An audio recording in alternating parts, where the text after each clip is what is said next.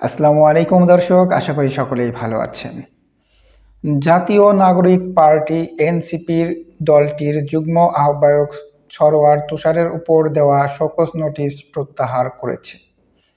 এর ফলে তিনি পুনরায় সাংগঠনিক কর্মকাণ্ডে যুক্ত হওয়ার সুযোগ পাচ্ছেন। দর্শক, নীলা ইসরাফিলের সাথে যে কথোপকথনের চ্যাটিংয়ের অংশবিশেষ ভাইরাল হয়েছিল, অর্থাৎ নীলা ইসরাফিল যেভাবে সরোয়ার তুষারকে এনসিপি থেকে সরানোর প্ল্যান করেছিল, সেই প্ল্যান অনুযায়ী তাকে 2 মাসের জন্য পুরোপুরিভাবে সরাতে পারেননি দর্শক, তবে 2 মাসের জন্য সে শোকজে ছিল, অর্থাৎ দলের কোনো ধরনের কর্মকাণ্ডের সাথে যুক্ত ছিল না। সেটার 2 মাস পার হয়ে গেছে, তাই তার শোকজটি এনসিপি থেকে তুলে নেওয়া হয়েছে। এখন সে পুনরায় আগের মতো টক শো, দলের জন্য কথোপকথন, আলাপ আলোচনা এবং দলের সকল কাজে অংশগ্রহণ করতে পারবেন। আর সরোয়ার তুষার ছিল এনসিপির একটা শক্তিশালী মিডিয়া পার্সন বলা চলে। সে যে কোনো টিভি চ্যানেলে যে কারো সাথে দাপিয়ে টকশো করতে পারত, সেটা বন্ধ করার একটা পায়তারা করছিল নীলা ইসরাফিল। নীলা ইসরাফিলের চরিত্র সম্পর্কে অলরেডি আপনারা জেনেছেন দর্শক। আমাদের শ্রদ্ধেয় বড় ভাই ইলিয়াস হোসেন নীলা ইসরাফিলের চরিত্রটা কিছুটা হলে উন্মোচন করেছেন। দর্শক, গত 17ই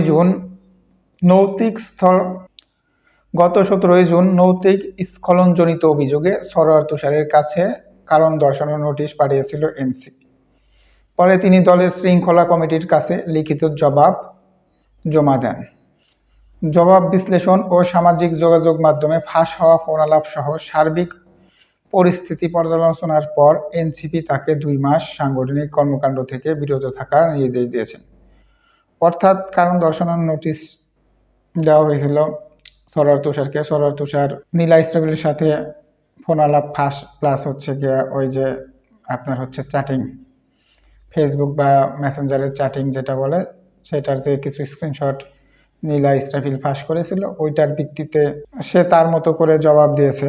কিন্তু তারপরেও এনসিপি থেকে সিদ্ধান্ত গৃহীত হয়েছিল যে 2 মাসের জন্য তাকে দলের সকল ধরনের কর্মকাণ্ড থেকে বিরত থাকতে হবে। এই সময় 3 জুলাই পদযাত্রা, জাতীয় ঐক্যমত কমিশন, দলের প্রতিনিধিত্ব, গণমাধ্যমে দলের অবস্থান উপস্থাপন এবং নরসিংদীতে পদযাত্রা সহ কার্যক্রমে অংশ নেননি তিনি। অর্থাৎ ওই 2 মাসের ভিতর যত ধরনের কার্যক্রম ছিল, সকল কার্যক্রমের কোনোটিতেই সে অংশগ্রহণ করেনি।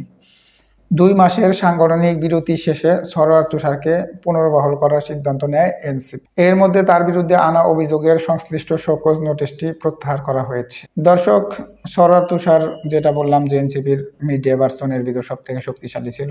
সে যে কোনো রাজনৈতিক ব্যক্তির সাথে খুব দাপিয়ে টকশোতে বা বিভিন্ন জায়গায় প্রতিযোগিতামূলক, গঠনমূলক কথোপকথন বলতে পারতো, অর্থাৎ আলোচনা করতে পারতো।